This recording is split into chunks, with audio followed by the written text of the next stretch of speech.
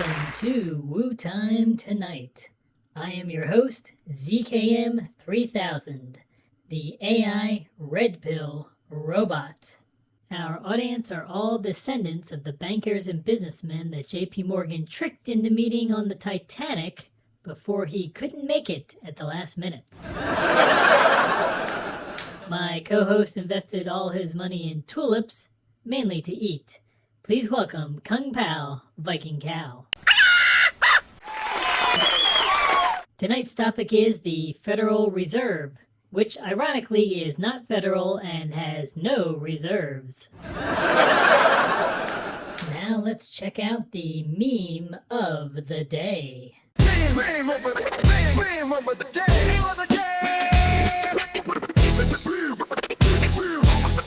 Oh yeah.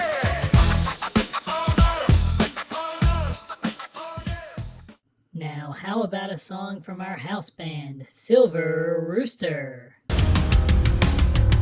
Thanks for that. The Federal Reserve, or the Fed, as it is often referred to, is the central bank of the United States. It was created in 1913 by the Federal Reserve Act that was passed right before Christmas, when many in Congress had already traveled home for the holiday. At the time, there was a lot of public resistance to having a central bank. They had to sneak it in. Despite its name, the Federal Reserve is not a part of the U.S. government. It is a private bank, just like Federal Express is a private company. Officially, it is the duty of the President of the United States to pick the person in charge of the Fed, and the Senate has to approve them. However, it seems obvious that the President is told whom to pick. The Fed consists of 12 member banks in the following cities: New York, Philadelphia, Boston, Cleveland, Richmond, Atlanta, Chicago, St. Louis, Minneapolis, Kansas City, San Francisco, and Dallas, with the headquarters being in Washington, D.C. Who actually owns the Federal Reserve? This is the $64 quadrillion question. Things that make you go, It is a mystery as to who actually owns the bank responsible for printing our money. The men who proposed the Federal Reserve had a secret meeting on Jekyll Island before writing the legislation. These men were the old money families like Rothschild, Warburg, Rockefeller, Morgan, Chase, Lehman, Kuhn, Loeb, Schiff, Schroeder, etc. To learn more about how the Fed was created, I recommend reading The Creature from Jekyll Island by G. Edward Griffin. What America's money was supposed to be is stated in the Coinage Act of 1792.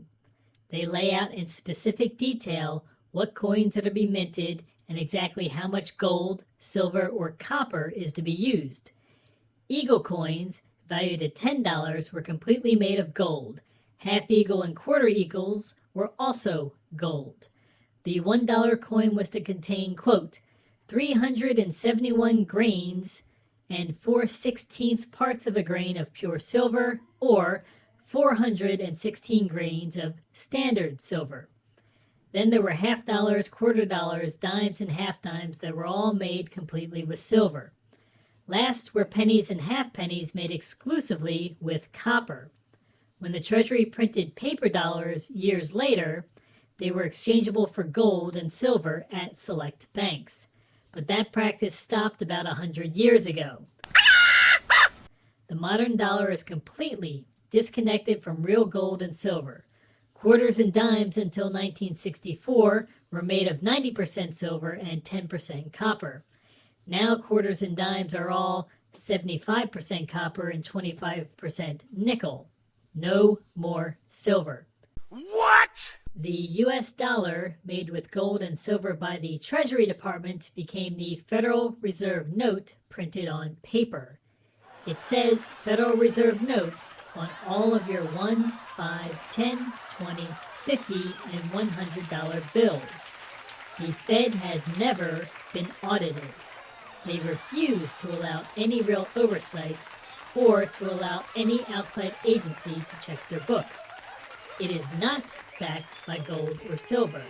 It is only backed by, quote, the full faith and credit of the government of the United States. Backed only by faith, like a religion. Do you have confidence? Do you believe in this con involving the government with the most debt in history? The Federal Reserve has one prime directive: to protect the purchasing power of the US dollar. However, since the creation of the Fed in 1913, the dollar has lost over 99% of its original purchasing power. We experience this as inflation. The more dollars they print, the less valuable they become. You have likely heard a grandparent talk about how bread used to cost 5 cents and now bread costs $4. This is not because bread has become rare or more valuable. It is entirely a result of inflation, meaning more dollars created and in circulation. And in the modern age, they don't even need to physically print the money. They just create it on a computer with the click of a mouse.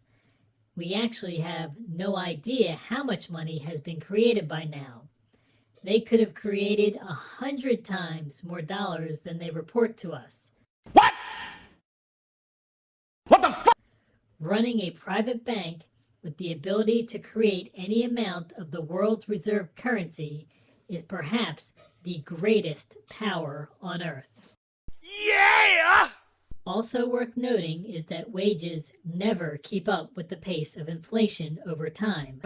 No worker is getting a wage increase every year to match even the officially reported inflation numbers. This makes it a losing situation for Americans. Goods and services cost more, your savings are worth less, and you are consistently earning less money each year. Every fiat currency in every country throughout history has failed. The U.S. Federal Reserve note, in its current form, will also fail. It is just a matter of when. I hope that America gets back to a sound money system in the near future. Thank you for joining us tonight. Until next time, question everything, think for yourself, and be the change you want to see in the world.